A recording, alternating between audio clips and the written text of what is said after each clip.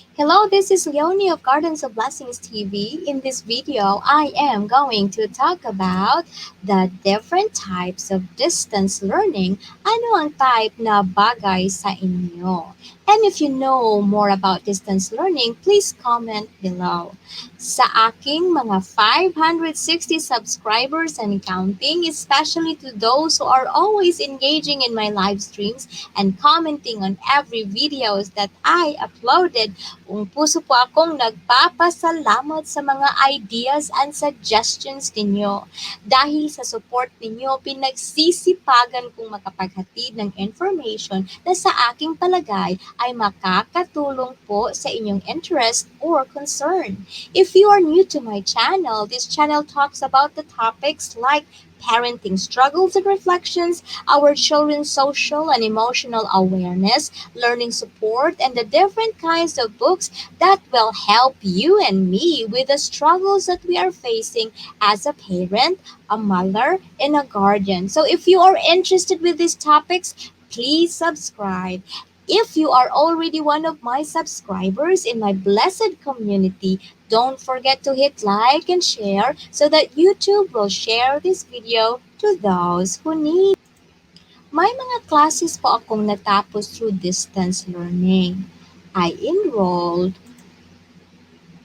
and that is an asynchronous type of learning that is through conscious discipline, fundamentals of exceptional learners with the child study autism spectrum from James Madison University here in Virginia, and that was a hybrid learning. And lately, I also finished a project management class through Piedmont Community College of Virginia Workforce Division, which was called Fixed Time Online Learning. So, if you notice, I have been using different kinds of terms like asynchronous learning, hybrid learning, fixed time learning. This means that there are different types of distance learning. Ang distance learning po ay hindi lang para yan sa may mga internet. Marami pong customization ang distance learning depending on your situation. May mga hindi familiar kung ano talaga ang distance learning at ang pagkakaalam nila na pag-distance learning, ito ay para lang sa may kakayanang makabili ng computer or smartphone at internet connection. Yan po ay hindi totoo. Ang paggamit ng internet at smartphone or computer ay ang pinaka-common way of distance learning. So, what is distance learning? Distance learning is a form of educating the learner who is not physically present in school. In the basic education or elementary level, they are independent learners who are supported by parents or guardians with the partnership of a teacher or instructor. The older the learner, the more independent the setting will be. Internet, naging popular ang distance learning. And because of the limitation of the face-to-face education, and may mga modalities na din po ang distance learning. Common types of distance learning. The first common type of distance learning is what we call video conferencing. It is a common way of teachers to communicate directly with students in live lesson.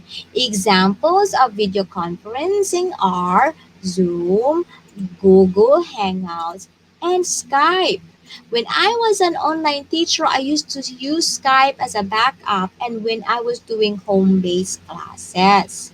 So, the next one is the what we call synchronous learning.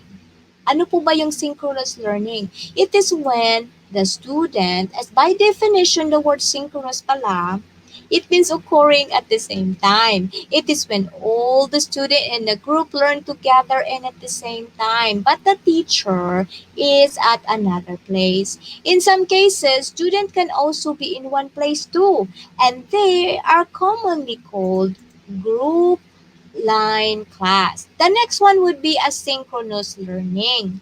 Again, from the word definition itself, opposite from synchronous, it does not happen at the same time. Therefore, instead of live online lessons, students are given learning tasks. It may be a packet paper or can be opened online, but should be finished in a certain deadline. Then the learner will do self-study to complete the assignment. The next one would be fixed time online course. It's a synchronous course that requires learner to log in online to a specific virtual location at a set time and place. This allows students from anywhere in the world to connect and interact. I have a playlist that one on that video. If you wanted to check that one, it is in my channel. It will show you the virtual school and also my virtual class. So anyway, I logged in to Virginia Community College and I consider this as a continuous education refresher course to upgrade. Now I got a recommendation to take this course because my undergrad degree was management accounting and I wanted to start a business and enter the world of digital business industry. To be honest, it was mate were project managers for 20 years and some are managing $1 million contracts. So it was a very intimidating online class. I even hesitated to participate in the live virtual classroom.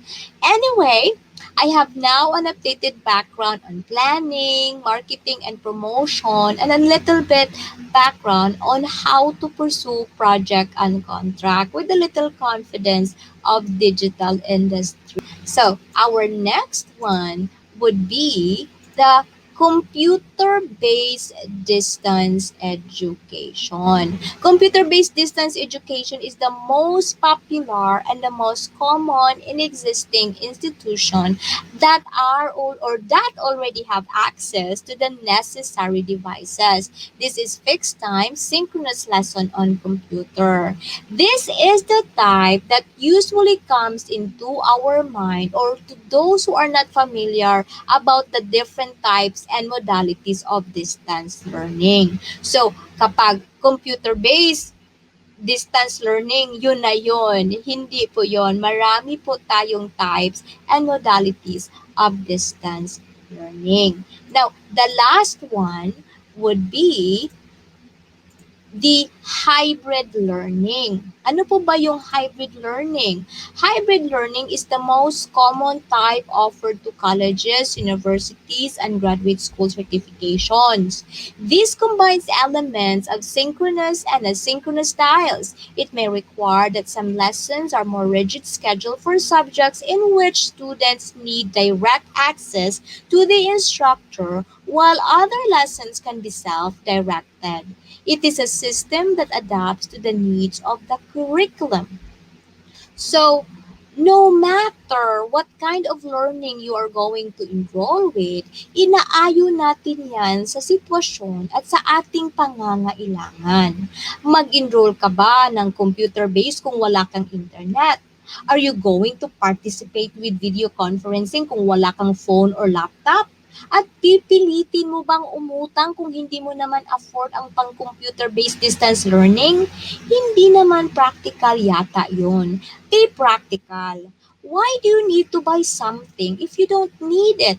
Pretending to have something that is not practically needed will only lead to a lot of debts and heartaches. Be true to yourself. Hindi naman katapusan ng mundo kung wala ka talagang pangbili ng bagong gadgets, di ba? In this new normal, walang internet, walang phone, walang computer, ang nararapat na type of distance learning ay asynchronous pre-printed packet and fixed time distance learning. That is commonly known as the modular distance learning. Wanted to know more about modular distance learning and how parents can best support their children on this kind of setting? Join me in the next video.